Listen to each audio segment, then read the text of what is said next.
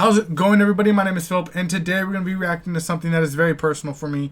This is about the reverse boycott that happened on June 13th, 2023, with the Oakland Athletics. At the time, they are the Oakland Athletics. When I'm recording this, they're still the Oakland Athletics. If that's still going to be the case in the future, I hope so. I have a feel. For some reason, there's just this feeling deep inside. I'm just like, they're staying, but everything that I'm seeing is just like, they're not, and that's the part that's really ruining everything for me. You know, as someone that's a massive sports fan, before doing YouTube, I was primarily only into soccer, hockey, and baseball, in that order.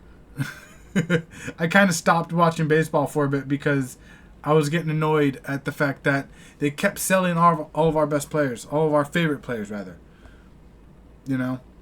And as Josh Donaldson has actually said in the past, or recently, I don't know when he exactly said this, there's only so many times you can watch your favorite player get traded. And that's exactly how we feel. You know? So, let's check this video out because I've been sent this by a friend, and he knew I was there. I texted him, especially because Billy Joel Armstrong was there, the singer of Green Day, which was dope.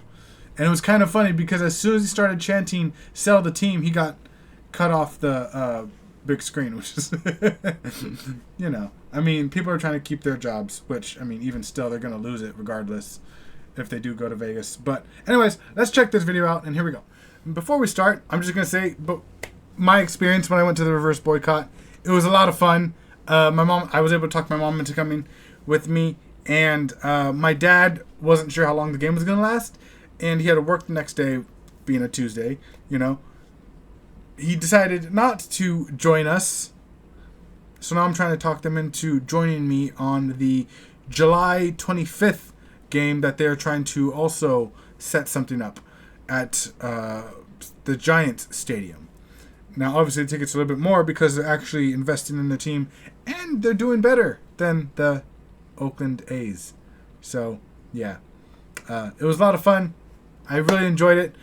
Before the game even started, there was a massive buzz around the stadium. You could just kind of feel it. And it was just, I absolutely loved it. And if I do go to the Giants game, the A's-Giants Battle of the Bay, then I will try and record some game day experience type of thing. So, without further ado, let's get into this. Something that's become almost a joke over the last few years in particular are the idea of A's fans. People tend to laugh and take them lightly when brought up because with how empty and dead Oakland A's games have been. Nobody shows up to their games. There tend to be more possums and possum shit than actual fans in the stands. And with the franchise making strides on a move to Las Vegas, if you're somebody from the outside looking in, it's very easy to look at this and just laugh and assume it makes sense the A's are leaving because they have no fans, no support, the team sucks, so duh, of course they should leave. Yeah. Except this needs much more context. That's not even remotely close to the actual story. Oakland has fans. In fact, they have some of the most passionate fans in all of sports. Well, if you're part you. of the 70% of viewers not subscribed, make sure to hit that button if you enjoy the content. Thank you. Back in the late 80s, early 90s, the era of the Bash Brothers, Jose Canseco and Mark McGuire, Oakland averaged up to 35,000 fans a game. Which is more than a sellout for the Vegas Stadium. Thank you very much. Granted, there's that was 3 decades ago. Yes. But still. Skip ahead to 2001, and the A's were back as one of the better teams in attendance, averaging around 26 to 27,000 fans a game. Still 2002 really good. Was the Moneyball year, where they won 20 games in a row at one point. I have a 10 hat years from later, 2022 the A's or would 20. make one of the greatest division comebacks ever, 02. erasing a 13-game deficit off the Texas Rangers that was set in late June, and a 5-game deficit with just 9 games to go in the season. To cap off the regular season, the A's needed to win 3 games in a row against the Rangers, so they needed a sweep on the final weekend of the year. The series took place in Oakland. A's fans packed the place all 3 games, and it made for one of the most memorable times ever in Oakland sports history, as the team went on to sweep Texas, clinching the postseason in the middle of the series, and then winning the division in an unprecedented way after completing the sweep. The A's went on to lose in the first round to the Detroit Tigers, but not without one of the more epic ninth-inning comebacks in Game 4 to force Game 5, as Coco Crisp's walk-off single to right field would send the Oakland Coliseum into a frenzy. And after Justin Verlander shut down the A's offense in Game 5, the fans stuck around and still let their team appreciate how greatly they felt of them, immediately chanting, "Let's go Oakland," after the final out. Again, their season was over. They lost, yet the fans were still incredibly proud and thankful of the magical and fun season their boys gave them. 2013 was another fun year in Oakland, as they'd win the division again. They made the playoffs again in 2014, and even through their 3-year postseason drought from 2015 through 2017, the A's still averaged about, 20,000 fans per game. Yes, that was almost last in baseball, but for a losing team, that's not terrible. But this was also in the midst of the team going through another roster teardown that certainly does not get the fans excited. It doesn't. For any team. It started with Josh Donaldson before the 2015 season, with him getting traded to the Blue Jays, only to go on and win the American League MVP his first year there. They'd eventually trade or just lose pretty much everyone from their 2012 through 2014 teams. Okay, hold on. Let's pause that right there. Lose players, not so much. I feel, as an A's fan, we don't lose players, we decide not to hold on to players. Which is a big difference. Like, we'll pay you $50 million for the next however many seasons. Right? And then the Yankees come in and be like, we'll pay you $70 million.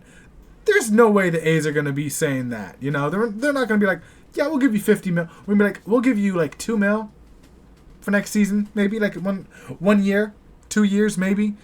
And then the Yankees come in or the Rangers come in and be like, hey, guess what? We'll give you this. We'll give you this big contract. We'll do this for you. Or the A's are just like, nah, we have someone else. He's not as good as you.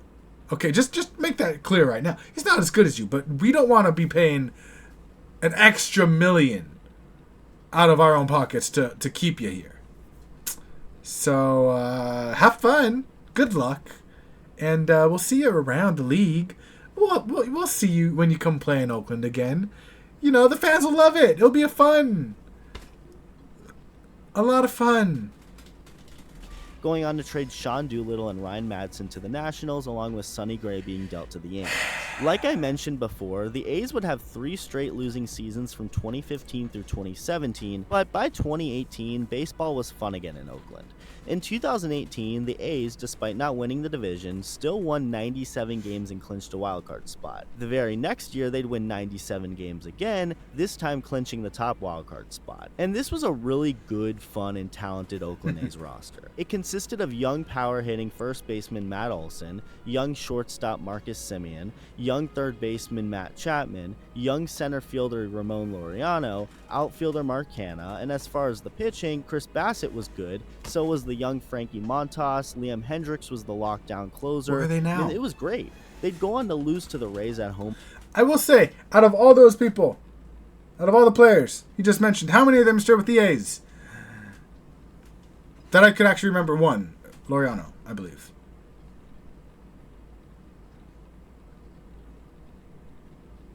Actually, he might have. I don't know. In the wild card game in front of a rowdy Oakland Coliseum, but things were looking great for the future of baseball in Oakland. The weird year of 2020 happened, and as that he just skims past the fact that he just skimmed past the fact wild card. We had how many people in the wild card game? How many fans showed up for that? 42,000, 40+ thousand fans for a wild card game. I mean that. Clearly, that was all the other team. It wasn't the A's fans.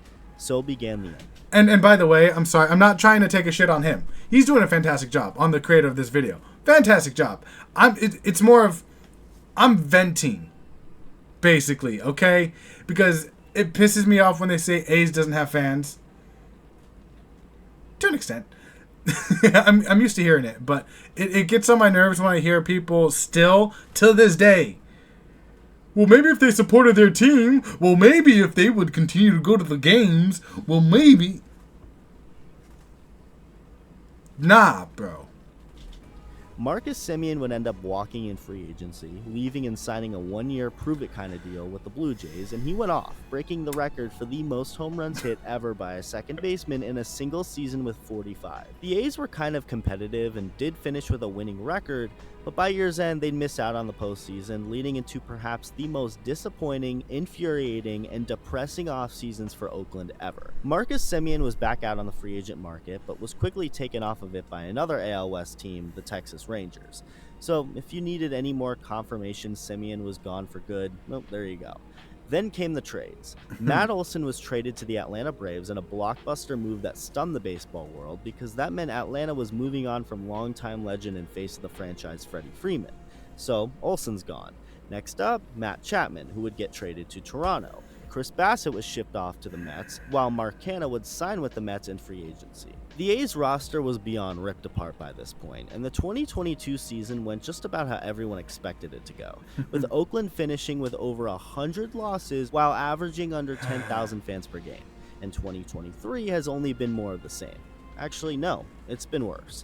The stands are even emptier. The longtime play-by-play announcer was fired for saying the N-word on live TV. I remember that. The team's terrible. And then there's, of course, the biggest thing of them all. The A's currently being in the process on leaving Oakland and heading for Las Vegas. Ridiculous. Again, it's very easy to look at this from the outside looking in and go, well, the A's have no fans and the team sucks, so they should leave. But in reality, none of this is the fans' fault at all. All of the blame, all of the hate, and all of the shots should be fired at John Fisher and the Oakland A's ownership group. Yeah. A lot of the time, people forget that at the end of the day, the fans, the people, are the most important thing when it comes to really anything. No matter what kind of business you run, if you spit in the fans of your consumer, you're an idiot. And you're not a very good person because those are the people literally keeping your business alive. If you decided to stick your middle finger up to them and disrespect them, you're going to lose support. And that's exactly what John Fisher and the Oakland A's ownership as a whole has done to their city and to their fan base. He clearly does not care about the team. He doesn't care if they win or if they lose. What he cares about is how much he can profit off of owning a team. When it comes time to pay a player what he's worth, he has the front office trade them for cheaper players, and it's been this way for, of course, a long time now. He has disrespected the fans, so why should they show up? Especially now more than ever when their team is leaving them?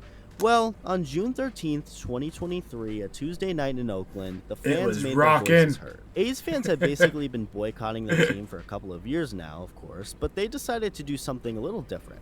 In fact, they decided to do quite the opposite of a boycott, but rather a reverse boycott.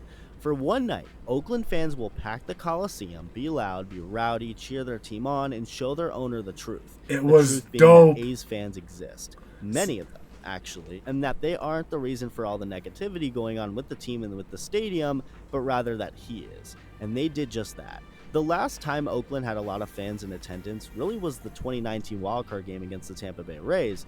And skip ahead to June 13th, 2023, and the A's attendance was back up for that one night.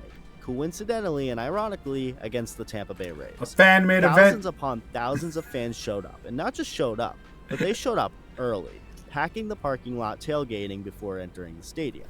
There were tons of anti-ownership signs that said sell the team, with many fans also wearing green shirts that had one big word written on it, sell. Yep. And with that, one of the more fascinating games took place, Doesn't look as and it green didn't on the disappoint. camera. In the top of the fifth inning, Jose Siri of the Rays hit a double in front of a quiet Oakland crowd. Ooh. It was dead silent. And then all of a sudden, the over 28,000 fans in attendance started to chant, sell the team. Oh.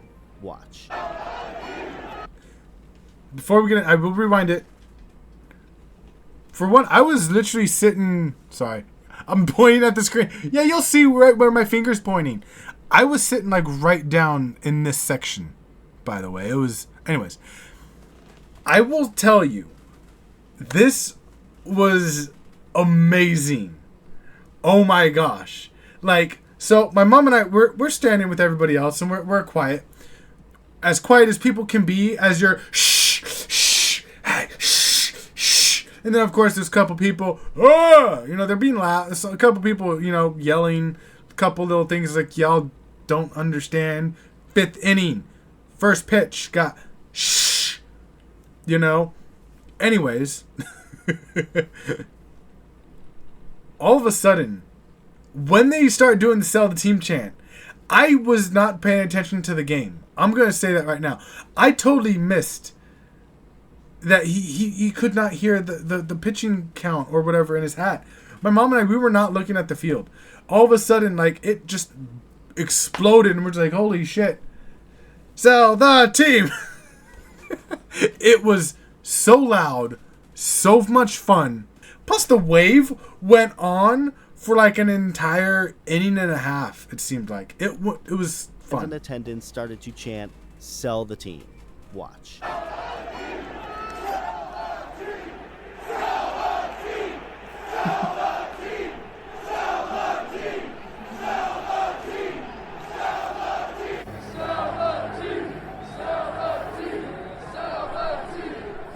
The crowd's chants were so loud to the point where A's pitcher on the mound, Hogan Harris, he thought his earpiece was broken. Yeah, I missed that part. Absolutely electric, live, and only got more electric when the A's tied it in the bottom of the 7th, when they took the lead in the bottom of the 8th, and then when Trevor May blew a fastball by Jose Siri to end the ballgame, giving Oakland their 7th straight win. And if you thought the fun ended there, well, you'd be wrong, because the fans just straight up refused to leave, proceeding to throw trash onto the field. I don't approve of that to show part, their though. anger and stick it toward their ownership. I understand this will it. undoubtedly go into the history books as I don't one of the approve unique, of it. crazy, and just all-around historic baseball and sports things to ever happen. Especially, of course, for the Bay Area. It's just unbelievable. I genuinely believe that there is no better or crazy atmosphere in baseball than a packed Oakland Coliseum. Honestly, when the team is good and competitive, the fans most certainly show up, and it's a great thing to see. But unfortunately, the ownership doesn't care about the fans, and it's looking more and more likely that Las Vegas will eventually be the home of the A's. But remember this, it wasn't a single A's fan's fault. It has everything to do with the greedy John Fisher and his ownership group. They are why this is happening, and they are what ruined baseball in Oakland, not the fans. That was really well done, and he didn't even mention the wave, but, you know, it is what it is. Which, by the way, to anyone up in Seattle, no, the wave was not created up in Seattle. It was created in Oakland, and there's proof online if you look up, what was it, 1979, 1980-ish? Oakland A's wave by Crazy George. You cannot tell me that that was created in Seattle. I don't care what anyone says. High school game is not going to get the same national attention that a professional baseball game does. That could be a whole nother video, actually. But anyways, I hope that the A's stay. I've seen a lot of people from other fan bases say the same thing, and, you know, we 100% appreciate it. And we hope for the best. And we hope that the owners understand that there is an offer on the table at Howard Terminal for a 30,000-seat stadium. There is an offer. A 55-acre offer, not a 9-acre offer. 55 acres with more money offered than taxpayer money. Well, it's not even taxpayer money. I'm getting carried away. It just doesn't make any sense. A lot of what's going on with baseball right now is not going. And by the way, I love my Bay Area, but I'm not going to go to the Giants. I'm not going to switch allegiances. And I'm also not going to become a Vegas fan. All my A's stuff,